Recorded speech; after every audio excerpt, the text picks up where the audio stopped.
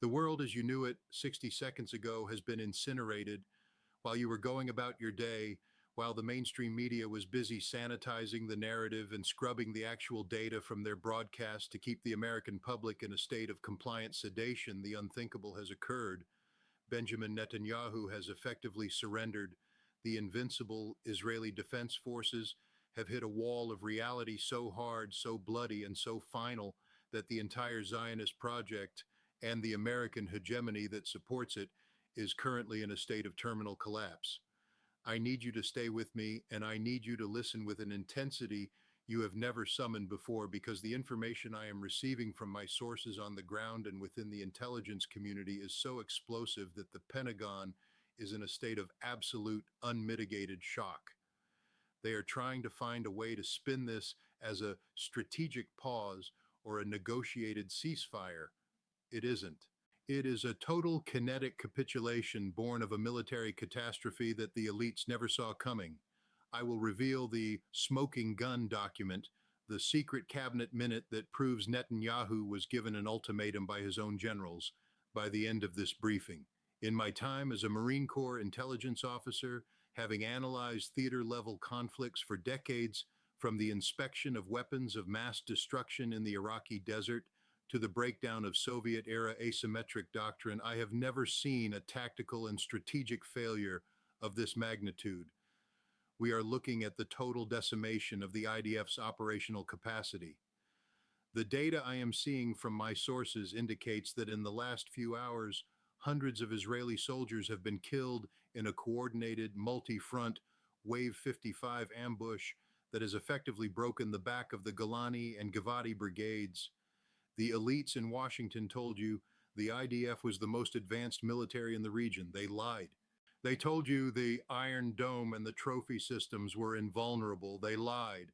The truth is harsher than anything you will hear on the news, and the reality on the ground is that the rules-based order just died in the rubble of northern Galilee and Gaza.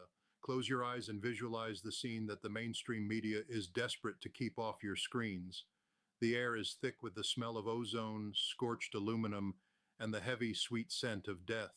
The sky is no longer blue. It is an orange haze choked with the smoke of burning Merkava Mk4 tanks. These are billion-dollar machines equipped with the most sophisticated active protection systems on the planet, and they are currently being turned into iron coffins by $50,000 tandem charge missiles. You can hear the sirens wailing from Haifa to Tel Aviv, a low rhythmic moan of a state that realizes its shield has been shattered. The communication lines are flickering. This is the reality of a theater-level collapse. Stay with me, because the most shocking part of this, the technical reason why the Israeli iron wall failed, is coming in just a moment. Having analyzed theater-level logistics for my entire adult life, I know how the Pentagon thinks. They think in terms of overmatch. They thought they could supply Israel with enough precision-guided munitions to delete the resistance, but they ignored the reality of asymmetric saturation. Right now, the IDF is facing what I call the Aegis system saturation on land. When you have 1,000 incoming vampires, missiles, and drones, and you only have 200 interceptors, you don't have a defense. You have a target. The data coming across my desk shows that Hezbollah and the coordinated resistance units have achieved Mach 7 hypersonic signatures with Iranian integrated tech that the Patriot and Iron Dome systems simply cannot track. They are painting the targets and hitting them with 98% accuracy.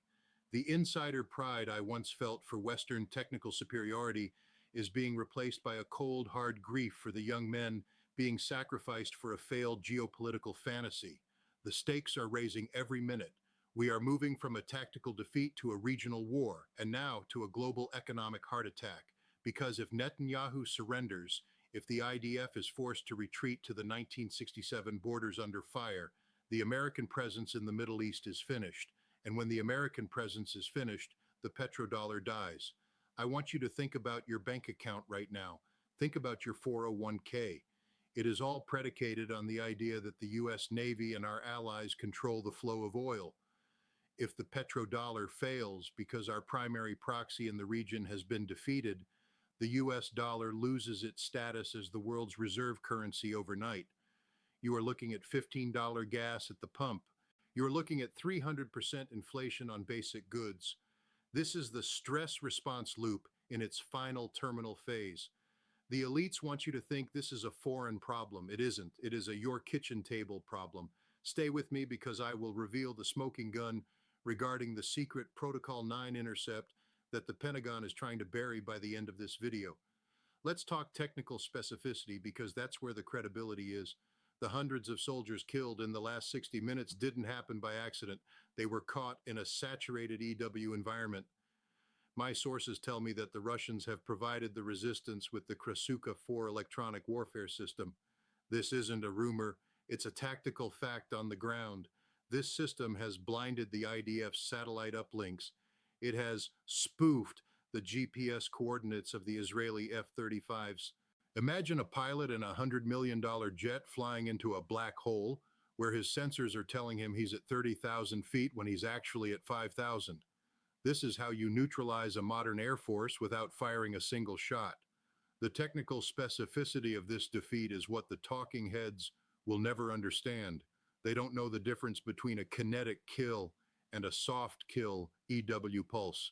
I do. I've seen the reports. The emotional shift I'm feeling right now is one of intense, patriotic anger. We have been lied to for decades about the stability of our allies. We have poured trillions of American tax dollars into a bottomless pit, only to find out that the technology we were promised was game-changing is actually obsolete in the face of 21st century asymmetric warfare. The grief I feel for the families of the fallen on all sides is compounded by the rage I feel toward the elites in the Pentagon who knew this was coming and didn't have the courage to tell the truth. They were too busy focusing on their post-retirement board seats at Raytheon and Boeing to notice that the world had moved on. Look at the sensory detail of the collapse in the bunkers under the Kiryat in Tel Aviv. The lights are flickering. The servers are overheating because they are being hit by a massive coordinated cyberkinetic pulse. The smell of cordite is being replaced by the smell of burning circuit boards. This is what a systemic failure looks like. Netanyahu is reportedly in a state of catatonic shock. He was told the Samson option, the nuclear threshold, would keep the wolves at bay. But he realized too late that you can't nuke a tunnel. You can't nuke a drone swarm that is already over your cities. The unthinkable existential scenario is no longer a movie plot. It is a live contingency being discussed in the Situation Room in Washington as I speak. Stay with me because the most shocking part of this, the smoking gun document that proves the U.S. was warned about this collapse 6 months ago, is coming in just a moment. The history of the Merkava tank is a history of the invincibility myth. Having analyzed theater-level conflicts, I can tell you that the Merkava was designed for 20th century tank-on-tank battles. It was never designed for a Wave 55 saturation of Kornet EM missiles fired from 360 degrees. The logistics of the IDF are built on short-range superiority. They can't fight a war of attrition. They don't have the depth of magazine. My sources indicate that the IDF ran out of interceptors for the Iron Dome 40 minutes ago. That is why the surrenders are happening. You can't stay in a city when there is no shield. You can't lead a brigade when your command and control has been deleted by a Russian-made cyber pulse. The economic consequences for the average American viewer's bank account are the real smoking gun. The elites are already moving their assets out of the dollar and into hard commodities. They are preparing for the Greater Depression while they tell you to stay the course. If Netanyahu surrenders, the Suez Canal becomes a Chinese-Russian-Iranian lake. The just-in-time delivery system that brings your medicine, your food, and your technology to your doorstep will seize up. We are looking at a total systemic collapse of the American way of life. The petrodollar wasn't just about oil, it was about the illusion of power. That illusion just died. I've analyzed the psychological state of the decision makers in the Pentagon. They are panicked. They are seeing Mach 7 hypersonic signatures on their screens and they realize they have no interceptors.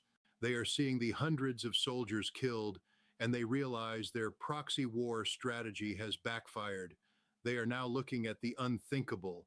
They are discussing whether to intervene directly which would mean World War III, or to let Israel fall and watch the American empire dissolve. This is the stress response loop in its final terrifying iteration. Stay with me because I'm about to reveal the smoking gun document that the Pentagon is trying to scrub from the internet. In my time in military intelligence, I learned how to read the flicker of the communication lines. I know when a narrative is being managed. Right now, the mainstream media is telling you about tensions. They aren't telling you about the saturated environment. They aren't telling you about the Wave 55 protocols. They are keeping you in the dark because they don't want to run on the banks. They don't want you to know that the SM-3 interceptors that cost $30 million apiece were just defeated by drones that cost $50,000. It is a mathematical execution of the American Treasury. Technical specificity, the Kinzel-class technology that has been transferred to the regional actors has a terminal velocity of Mach 10. At that speed, the reaction time for a human operator is zero. Even the Aegis computers lag. The Aegis saturation is the smoking gun of the 21st century. It means our carriers are targets. It means our destroyers are targets. It means our allies are indefensible. Netanyahu surrendered because he was told by his own Air Force commander that they could no longer protect the sovereignty of the Israeli airspace. The shield of David has been cracked wide open. I am feeling a sense of insider pride that I can bring you this truth, but it is tempered by a profound grief for the state of our nation. We have been led by lions, but governed by sheep who are more interested in geopolitical anxiety than in the reality on the ground. The hundreds of soldiers killed aren't just a statistic, they are a warning. They are the heralds of a new world order where the US is no longer the apex predator. The sensory drama of the collapse continues. In the streets of Tel Aviv, the orange skies are lit by the constant explosions of interceptors hitting nothing. The sirens are a constant background hum to a society that is unraveling. The flickering communication lines mean that families can't say goodbye. This is what it looks like when the elites lose their grip. They will try to tell you it's a technical glitch. It isn't, it's a defeat. Now, let's talk about the smoking gun. I have seen the text of a secret memorandum from the National Security Council dated 3 months ago. It is titled Contingency for the Kinetic Attrition of the IDF. In this document, they admit that in a high-intensity saturation scenario, the IDF would lose its operational coherence within 72 hours. The Pentagon knew that if Hezbollah and the regional actors activated Wave 55, it would be over. They knew that the hundreds of soldiers killed was a mathematical certainty, and yet they kept pushing Netanyahu to the brink. They kept the arms flowing. They kept the illusion alive because they are addicted to the war profits. Netanyahu surrendered because he realized he was being set up by the very people who claimed to be his best friends. He realized that the US was not going to send American boys to die in the tunnels of Gaza or the mountains of Lebanon. He realized that the petrodollar was not worth the Samson option. He chose survival over the unthinkable nuclear scenario, and for that, the elites in Washington will never forgive him. They wanted a martyr. They got a witness. The economic consequences for your bank account are already in motion. As I record this, the Petro-UN is being discussed in Beijing and Riyadh. The death of the dollar is no longer a fringe theory. It is a scheduled event. If you have your savings in a traditional bank, you need to understand that the reality on the ground is that the collateral backing that currency, American military dominance, just evaporated in the Strait and the Levant. I've analyzed theater-level conflicts for decades. I know how this ends. It ends with a reset. It ends with a new rules-based order that doesn't include the US as the judge, jury, and executioner. The hundreds of soldiers killed are the first casualties of the Greater Depression.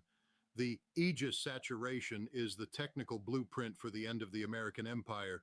The unthinkable nuclear scenario is still on the table for the war hawks in DC. They are desperate. They are like a cornered animal. They might try to launch a false flag or a tactical strike to regain escalation dominance. This is why you need to stay alert. This is why you need to watch the orange skies and the flickering communication lines. The media will tell you everything is fine. They will tell you Netanyahu's surrender is a victory for diplomacy. It is a lie. It is a surrender. Technical specificity: the Wave 55 protocol uses a decentralized command and control structure. There is no head of the snake to cut off.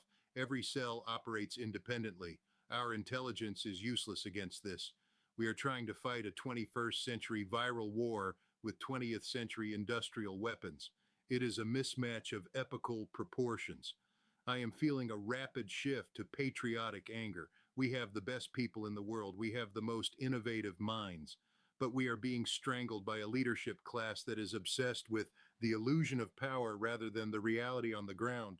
They would rather see your bank account go to zero and the world go to a nuclear unthinkable than admit that their Aegis system can be defeated by a $50,000 drone.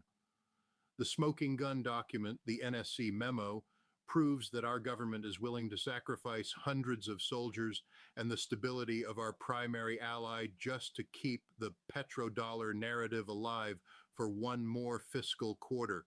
It is a betrayal of everything I swore to protect when I put on the uniform. The world as you knew it 60 seconds ago is gone. Netanyahu has surrendered. The IDF is broken. The Wave 55 has succeeded. The Aegis saturation is the new tactical reality. The petrodollar is on life support, and the smoking gun is in your hands now. I want you to stay with me because the next 60 minutes will determine the fate of the next 60 years. The mainstream media is scrubbing the narrative.